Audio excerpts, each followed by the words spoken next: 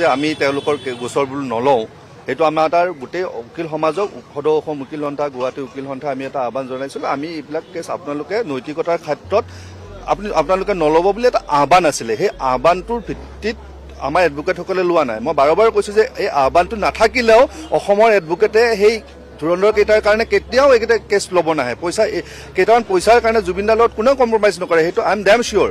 কোনো নাহে কিন্তু তথাপিও আমি এটা নৈতিকতাৰ ক্ষেত্ৰত আহ্বান দিছিলোঁ সেই আহ্বানটো সকলো অধিবক্তাই মানিছে তাৰ কাৰণে আমি বহুত ধন্যবাদ তেওঁলোকৰ কৃতজ্ঞ